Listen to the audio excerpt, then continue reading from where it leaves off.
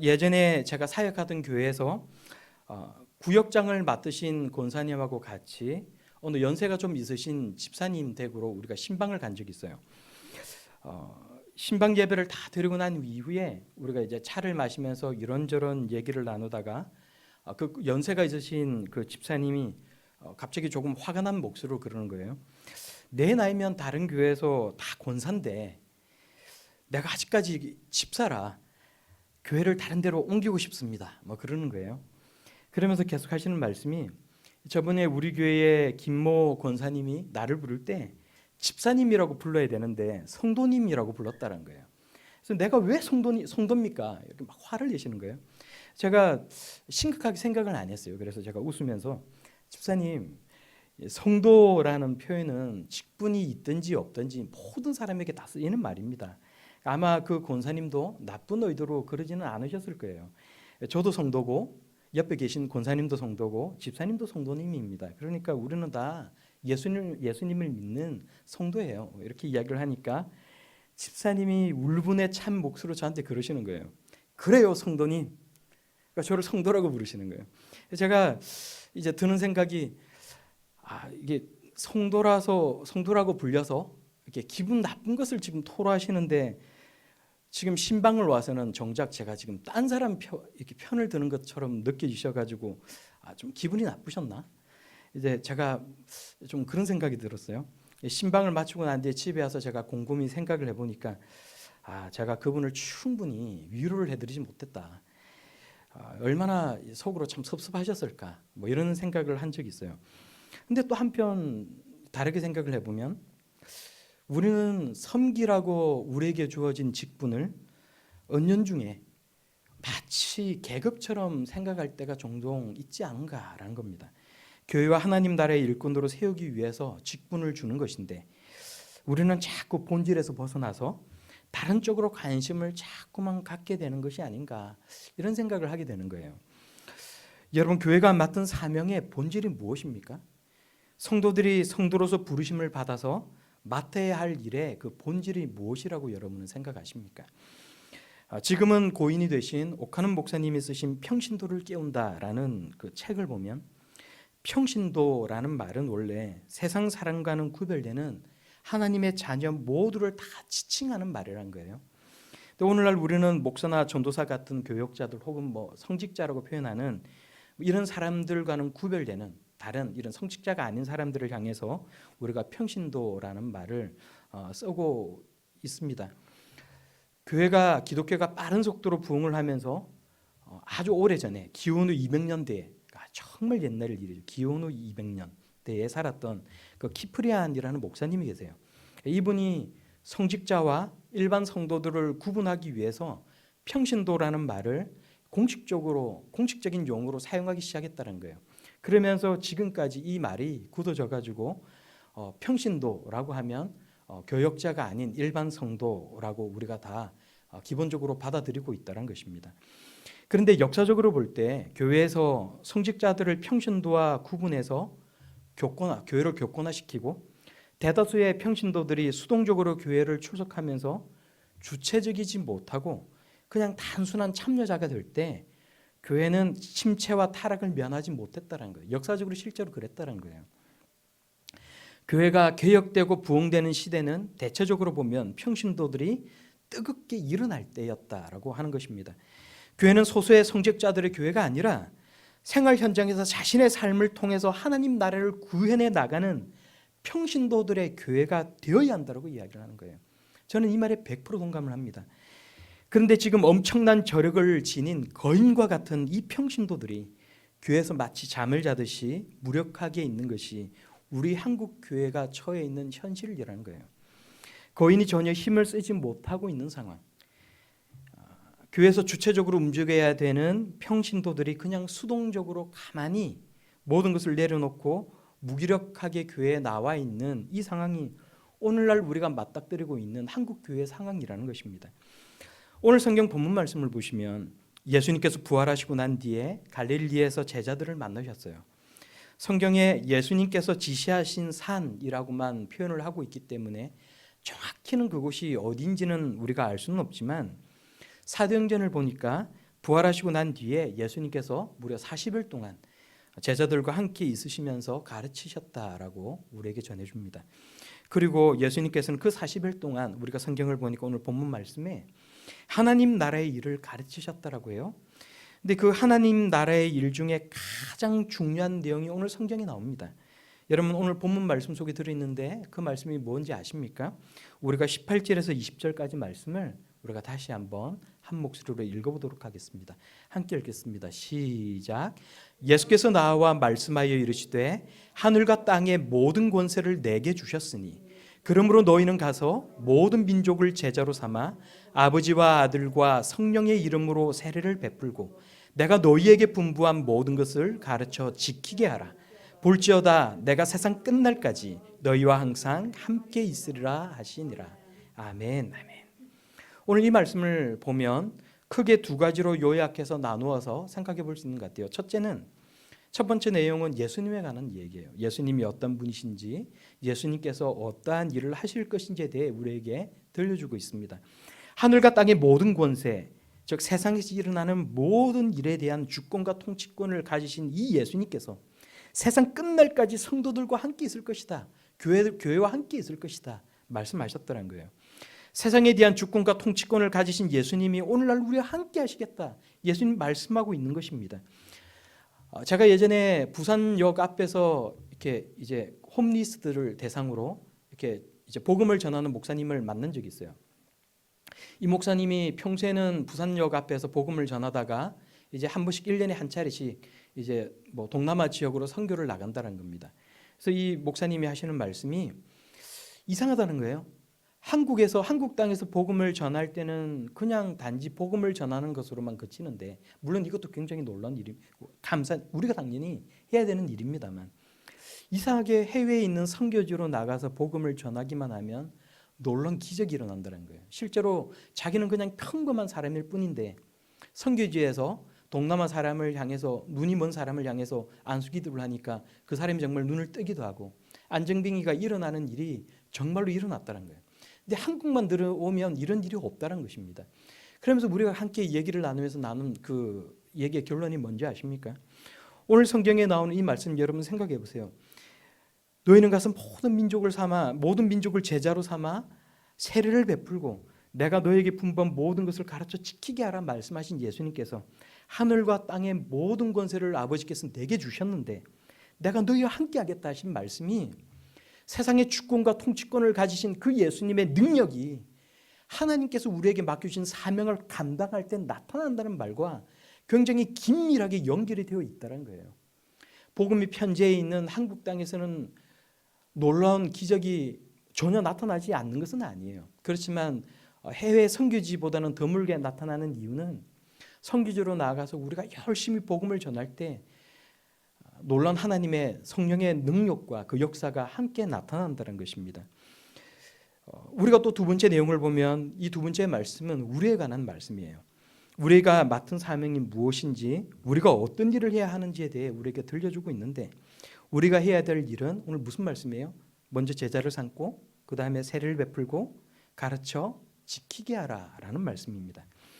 교회의 본질은 여러분 무엇이라고 생각을 하세요? 교회의 본질은 물리적인 건물이 있는 것이 아닙니다.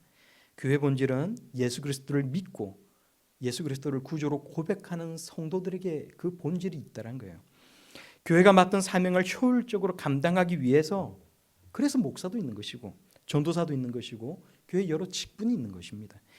그런데 우리 모두가 힘써야 할 가장 중요한 일은 우리가 먼저 예수의 제자가 되어서 다른 모든 사람들을 제자를 삼고 세례를 베풀고 예수님께서 우리에게 가르쳐 주신 말씀, 하나님의 말씀을 가르치고 지키게 하는 것이란 거예요. 이것이 교회가 맡은 사명의 본질인 것이고 우리 모든 성도들이 맡은 사명의 본질이라고 예수님께서 우리에게 말씀해 주시는 것입니다. 이것을 효율적으로 감당하기 위해서 여러 직분자들이 있다는 것입니다. 우리가 결코 이것을 잊어서는 안 될 것입니다. 우리가 예수님의 제자가 아닌데 어떻게 다른 사람을 예수의 제자로 삼을 수 있을까요? 그리고 우리 모두에게 맡겨진 사명의 그 본질이 우리가 제자가 되는 것이고 다른 사람들을 예수님의 제자 삼는 것인데 어떻게 누구는 하고 누구는 안 할 수가 있는 것이겠습니까? 성경 공부하자고 제자 훈련하자라고 말을 하면 나는 아직은 못하겠다라고 말하는 사람들이 있어요. 각자의 사정에 따라서 아직은 못할 수도 있습니다. 그러나 어느 누구도 예수 그리스도의 제자가 되겠다라고 생각을 하는 사람이라면 성경 공부를 하고 제자 훈련을 하는 것은 거부할 수 없는 일이라는 거예요. 모든 성도들은 반드시 해야 되는 일인 것이고 또 다른 사람들을 제자 삼는 일을 그것은 너무나도 중요한 일이라는 것입니다. 이것이 예수님께서 우리에게 마지막에 하신 말씀의 두 번째 내용이라는 거예요. 모든 성도들은 세상의 모든 사람들을 예수님의 제자 삼아서 세례를 베풀고 예수님이 하신 모든 것들을 가르치고 지키게 하는 일에 힘써야 한다는 것입니다. 근데 여러분 제가 그러므로 여러분 이제 우리 모두 성경 공부합시다 이렇게 이야기를 하면 여러분 속으로 어떤 생각이 드십니까? 한국교회 탐구센터라는 곳에서 지앤컴 리서치라는 곳에 의뢰를 해서 조사한 것이 있어요. 오늘은 조금 특별하게 다른 때하고 다르게 제가 이제 통계 자료를 몇 가지를 들고 왔는데 여러분 이 통계 자료를 함께 우리가 보면서 좀 이런 교회 본질 또 우리가 그리스도인으로서 해야 될 일들에 관해 함께 생각해 볼 수 있는 시간들을 가질 수 있길 바랍니다. 이제 무작위 축출 방식으로 만 19세 이상 교회 출석 5년 이내 남녀 성도 총 458명을 대상으로 해서 새신자의 교회 출석 경로 및 교회 생활 실태라는 것에 대해서 조사를 했다는 거예요. 이 통계 자료를 소망교회에서 지원을 하고 있는 목회 데이터 연구소라는 곳이 있어요. 그러니까 이곳에서 보기 좋게 정리를 한 것을 가지고 제가 지금 이제 이걸 들고 왔습니다. 여러분 새신자가 믿음을 갖는데 가장 도움이 되는 것이 무엇인가? 새신자가 이제 전도를 받고 교회를 나온 사람이 믿음을 갖게 되는데 가장 도움이 되는 것이 무엇인가라고 묻는다면 그 질문에 여러분은 무엇이 답이라고 생각하시겠어요? 뭐 찬양이나 예배 분위기, 삶의 문제에 대한 상담, 설교, 성경 공부 여러 가지가 있을 수 있어요. 그런데 이 질문에 대한 응답률이 제일 높았던 것은 놀랍게도 1위가 여러분 이 화면에서 보시는 것처럼 성경 공부였다는 것입니다. 그러니까 교회 전도를 받아서 교회에 나온 사람이 믿음을 갖게 되는데 가장 크게 도움이 되었던 것이 성경 공부였다는 거예요. 1회 성경 공부가 20%, 설교가 15%, 기도 응답이 15%. 그 뭐 왜 나머지가 있어요? 우리는 생각해 보면 성경 공부하는 게 너무 지겹고 설교 듣는 게 막 지겹고 기도하는 게 지겨워서 못 하고 우리의 모습들 가운데 이런 게 좀 있지 않은가라는 생각을 해요. 그런데 성경 공부를 하면서 믿음이 생기고 설교를 들으면서 믿음이 생기고 기도를 하면서 응답되는 것을 경험하니까 믿음이 생기는 거라는 거예요. 그러니까 믿음이 생기면 이런 것들이 지겹지가 않은데 당장은 내가 믿음이 없으니까 지겨워서 못 하겠고 그럼 여러분 도대체 우리는 어떻게 해야 할까요? 라고 한다면 여러분 그렇게 하지 말고 정말 우리가 하나님 말씀을 아는데 정말 열정을 가지고 그렇게 살 수 있으면 너무나도 좋겠다라는 생각을 합니다. 우리 교회 성도 여러분들이 다 큰 믿음을 가지고 살아갈 수 있기를 바랍니다. 하나님을 경험하고 우리 모두 하나님 나라의 일꾼으로 살아갈 수 있게 되기를 바랍니다. 우리 모두가 모든 민족을 제자로 삼아서 아버지와 아들과 성령의 이름으로 세례를 베풀고 하나님의 말씀을 가르쳐 지키게 하는 그런 예수님의 제자들이 다 될 수 있기를 소망합니다. 계속해서 우리가 또 통계를 보면요, 교회 모임 중에서 새신자들이 가장 만족도가 높았던 모임이 무엇이냐라는 질문이 있어요. 교회 모임 중에서 교회 여러 가지 모임이 많이 있잖아요. 여기서 새신자들이 가장 만족도가 높았던 모임이 무엇이냐라는 질문에 1위가 큐티 모임 39%, 2위가 청년 대학부 모임 38%, 3위가 구역 셀 모임 37%였다는 거예요. 그러니까 교회 모임에 보면 참여한 적이 없다라고 응답을 한 사람이 40%, 참여한 적이 있다라고 말을 한 사람이 60%였는데 참여한 적이 있는 사람들의 그 모임 비율이 이렇게 보시면 이제 큐티 모임에 참여한 비율이 굉장히 낮아요.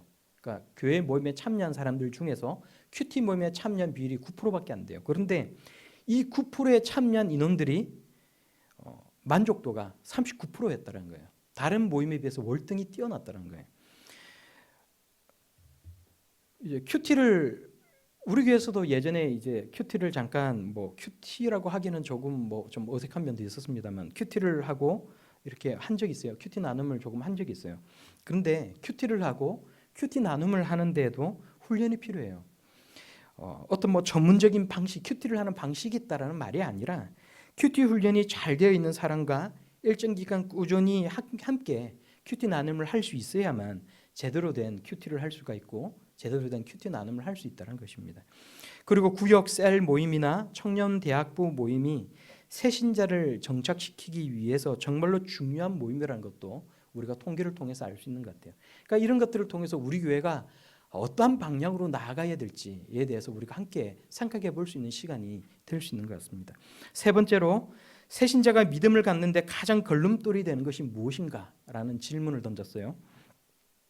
하나님 혹은 예수님이 정말로 계시는가에 대한 의심, 뭐 기적 같은 비과학적인 내용, 뭐 여러 가지가 있을 수가 있는데 여러분 1위가 무엇이냐 하니까 여러분 화면에서 보시는 것처럼 1위는 교회에 대한 부정적인 이미지였다는 것입니다. 그리고 2위는 교인들의 배타적인 태도, 다시 말해서 텃세라는 거예요. 1위와 2위를 합치면 총 30%가 나오고요. 그 외에도 다양한 장애 요인들이 뭐 비슷비슷한 그런 비율로 나타나고 있습니다. 우리가 생각해 볼 것은 우리 교회 입장에서는 우리 교회가 새신자가 우리 교회로 왔을 때 뭔가 텃세를 나한테 부리고 있다는 생각이 안 들도록 최대한 최선을 다해서 친절하게 대해주고 관심을 가지고 이렇게 대해줄 수 있어야 되겠다라는 생각을 해야 된다는 거예요. 이게 너무나도 중요하다는 거예요. 이제 비슷한 질문이 또 있는데 보면 새신자들이 교회에 출석하기 전까지 교회를 갈까 말까 가장 망설이게 한 이유가 무엇이냐라는 질문에 20대에서 30대까지는 뭐라고 대답했냐면 1위가 뭐냐 하면 정기적으로 주일 예배를 드리는 것이라고 대답을 했다는 거예요. 그러니까 20대에서 30대는 자신의 생활 패턴이나 습관을 바꾸는 게 제일 힘들다는 거예요. 그러니까 이게 가장 큰 이유였고 40대에서 50대까지에서 보면 1위는 교회나 기독교인에 대한 부정적인 이미지가 교회를 갈까 말까 망설이게 되는 요인이었다는 것입니다. 그리고 60대 이상에서는 하나님과 예수님이 정말로 존재하느냐, 하나님이 정말로 계시느냐에 대한 의심이 가장 큰 원인이었다는 거예요. 그런데 특히 교회가 갖는 부정적인 이미지라는 게 정말로 심각한 것 같아요. 요즘 드라마를 보면 이렇게 드라마도 요즘 이렇게 분위기가 그런 것 같아요. 개신교 뭐 이렇게 기독교라고 이야기할 때는 사실 엄밀하게 이야기를 하면 뭐 천주교와 개신교를 합쳐서 이야기하는 것이고 이제 구분해서 이야기를 해서 우리 그 개신교 성도들은 이제 드라마 속에서 비춰지는 모습이 다소 이중인격적이고 이기적인 모습으로 나오는 반면에 천주교 신자들은 아주 헌신적이고 정직한 사람들로 이렇게 묘사가 되고 있다라는 거예요. 자신들의 이익을 위해서 종교를 이용을 하고 심리적인 만족감을 얻기 위해서 종교를 의지하는 사람들, 이 사람들이 대표적으로 개신교 교인들이라는 거예요. 저는 이제 이런 드라마나 이런 영화에 이런 비춰지는 우리 교회가 비춰지는 모습들을 보면서 분명히 우리들의 잘못도 크다라고 생각을 합니다. 여러분은 어떻게 생각하십니까? 성도들이 하나님 앞에서 정직하게 살고 예수님처럼 살기 위해 예수님을 닮기 위해서 노력하는 것에 대해 관심이 없다는 거예요. 오늘날 한국교회 성도들이 자신들이 복을 받고 자신들이 성공하는 데에만 관심이 쏠려 있지 정말로 예수님처럼 살아가려고 노력하는 데는 별 관심이 없는데 큰 문제가 있다는 거예요. 그런데 또 생각을 해보면 그럼에도 불구하고 교회는 늘 세상의 빛과 소금의 역할을 감당하기 위해서 지금까지 노력을 해왔고 그럼에도 불구하고 이 사실이 철저하게 지금 무시되고 있다는 생각을 하지 않을 수가 없습니다. 문화체육관광부에서 2018년도 한국의 종교 현황이라는 통계 자료를 낸 게 있어요. 제가 이거는 이제 화면에 띄우지는 않겠는데 제가 이제 이거를 프린트를 해왔어요. 이렇게 보면 뭐 통계 자료에서 그래프도 만들어 놓고 이런 걸 막 이렇게 아주 두껍게 해서 이렇게 나눠줬어요. 근데 여기를 보면 개신교가 사회봉사를 독보적으로 많이 하고 있다는 것을 극명하게 우리에게 보여주고 있습니다. 뭐 이건 이제 여담입니다만 지금까지 개신교 인구가 뭐 970만 명 가까이 돼서 이제 우리나라에서 가장 이제 많은 사람들이 믿고 있는 종교가 개신교고요. 불교가 760만 명을 조금 넘어서 2위, 천주교가 400만 명이 조금 안 돼서 현재 지금 3위를 기록하고 있어요. 행정구역별로 보면 서울과 경기도가 불교나 천주교를 믿는 사람보다 그 숫자를 합친 것보다 더 많은 인원들이 개신교를 믿고 있어요. 그러니까 이런 것들이 참 어떻게 보면 참 독특하기도 하죠. 근데 이제 중요한 내용을 중요한 건 이게 아니라 이제 중요한 것은 초중고등학교나 대안학교를 운영하는 학교 현황을 보면 개신교가 631개로 다른 종교를 믿는 사람들이 이런 학교를 운영하는 것보다 압도적으로 많다는 거예요. 또 요양기관이나 의료기관 현황을 보면 개신교가 102개, 천주교가 186개인데 천주교가 좀 더 많아요. 그런데 이제 중요한 것은 호스피스 기관 같은, 그러니까 이제 말기암 환자들을 돌본다든지 정말로 이렇게 아픈 사람들을 위해서 헌신적으로 이렇게 봉사활동을 하고 있는 것을 보면 개신교가 94개, 그러니까 다른 거는 채 뭐 20개가 되지 않아요. 그래서 개신교가 얼마나 많이 헌신적으로 사회를 위해서 정말로 봉사를 많이 하고 있는지를 우리가 통계적으로도 알 수가 있습니다. 또 사회복지사업 현황을 봐도 개신교는 259개. 그러니까 259개 그러면 이제 다른 데는 안 적은 이유가, 제가 지금 말씀을 안 드린 이유가 비교할 수 없을 정도로 압도적으로 많아요. 남북교류 현황을 보면 2018년 대북 지원 지정단체가 90개고 이렇게 북한에 있는 사람들을 도와주기 위해서 일을 벌이고 있는 그런 사업의 정도가 다른 종교와는 비교할 수 없을 정도로 정말로 많이 있다는 거예요. 우리가 조금만 주위에 관심을 가지고 보면 교회나 혹은 기독교 단체에서, 개신교 단체에서 소외된 사람들을 돕기 위해서 얼마나 많은 노력들을 하고 있는지를 우리가 쉽게 알 수가 있습니다. 근데 이렇게 어렵고 소외된 사람들을 돕기 위해서 힘쓰고 노력하고 있는 것이 개개인의, 성도 개개인의 잘못된 삶의 방식 때문에 철저하게 무시되고 있다는 거예요. 근데 오늘 성경 말씀을 보면, 오늘 우리가 예수님의 말씀을 생각해 보면 예수님은 하나님께서 우리들에게 이것을 지켜라고 하신 이 십계명의 말씀을 두 가지로 요약을 해서 말씀을 하셨어요. 하나님을 사랑하고 내 이웃을 사랑하라라는 것입니다. 우리가 예수님의 제자가 되고 또 다른 사람을 제자로 삼는 것은 단지 하나님만을 사랑하는 사람들을 만드는 것이 아니라 동시에 이웃도 사랑하는 사람을 만드는 것이란 거예요. 우리가 이것을 하는 것이 정말로 중요하고 우리의 삶의 방식을 이렇게 바꾸어 나가는 것이 정말로 중요하다는 것을 우리가 이 통계 자료를 통해 다시 한번 생각해 볼 수 있다는 것입니다. 마지막으로 새신자가 교회에 출석한 후에 자신에게 믿음이 생겼다라는 것을 확신할 수 있었던 기간이 언제였느냐라는 질문에, 그러니까 전도를 받아서 교회에 나온 사람이 나에게 정말로 진짜 믿음이 생겼구나라는 것을 확신할 수 있었던 그 기간이 언제냐라는 이 질문에 1위가 교회 출석한 후 1년 미만, 그러니까 1년이 채 되지 않아서 나에게 정말로 하나님은 살아계시고 예수 그리스도께서 나의 구주가 되시는구나라는 것을 확신하게 되었다는 거예요. 2위가 교회 출석한 후에 1년 이후 3년 미만이었다는 거예요. 이걸 합쳐보면 3년 이내에 믿음이 생길 확률이 74%였다는 것입니다. 물론 사람에 따라서는 그보다 훨씬 더 긴 기간이 필요하기도 해요. 그렇지만 이 통계 자료를 통해서 우리가 알 수 있는 것은 교회를 그냥 오랫동안 그냥 다닌다고 해서 믿음이 생기는 것은 절대로 아니라는 것입니다. 오히려 누군가 교회에 새신자로 왔을 때에, 전도를 받아서 왔든지 어떻게 교회로 오게 되었을 때에 3년 이내에 집중적으로 성경 공부를 시키고 관심을 쏟는 것이 효과적인 사역 방식이라는 것을 우리에게 들려주고 있다는 거예요. 여러분, 성경 본문 말씀으로 다시 돌아와서 우리가 같이 생각해 볼 수 있기를 바랍니다. 성도 여러분, 교회가 할 일, 우리 성도들이 해야 될 일이 무엇입니까?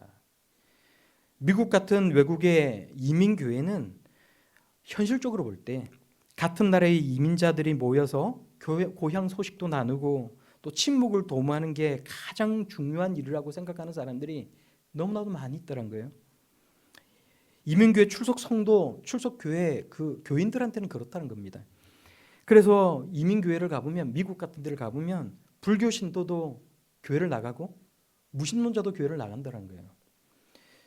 그렇게 모인 사람들에게 복음을 잘 전하는 것, 그것도 정말로 중요한 일이겠지만 교회와 성도들이 해야 될 가장 중요한 일은 예수님의 말씀처럼 모든 민족을 제자로 삼아서 세례를 베풀고 예수님의 말씀, 하나님의 말씀을 가르치고 지키게 하는 것, 그것이 가장 중요한 일이라는 것을 우리가 오늘 이 성경 말씀을 통해 다시 한번 확인하고 우리가 어떻게 살아가야 될지에 대해서 함께 생각해 볼 수 있기를 바랍니다.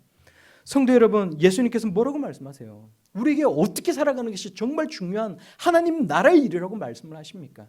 예수 그리스도께서 3년간 제자들에게 말씀을 가르치시고 난 뒤에 십자가에 달려 죽으시고 3일 후에 부활하셔서 마지막 40일 동안 제자들과 함께 하시면서 가장 중요하게 가르치셨던 말씀, 그것은 모든 민족으로 제자 삼아 세례를 베풀고 하나님의 말씀을 가르치고 지키게 하라는 것이에요. 성도들이 하나님의 말씀을 제대로 가르치지 못하고 예수 그리스도의 제자가 되지 못하니까 세상 사람들에게 욕을 먹고 기독교가 욕을 먹는 이런 불행한 처지를 당하고 말았다는 것입니다. 우리가 앞으로 어떻게 살아가야 합니까? 우리 교회에 나가야 할 바가 여러분 무엇이라고 생각을 하십니까? 여러분 교회에 계속해서 출석해 나오면서 여러분들은 무엇에 힘쓰고 무엇을 중요하게 생각해야 된다고 생각을 하십니까? 예수님께서 우리에게 말씀하셨어요. 여러분 우리가 다시 한번 마지막으로 19절에서 20절까지 말씀을 다 같이 한번 읽고 예배를 마쳤으면 좋겠습니다. 19절에서 20절까지 말씀을 우리가 함께 다시 읽겠습니다. 시작. 그러므로 너희는 가서 모든 민족을 제자로 삼아 아버지와 아들과 성령의 이름으로 세례를 베풀고 내가 너희에게 분부한 모든 것을 가르쳐 지키게 하라.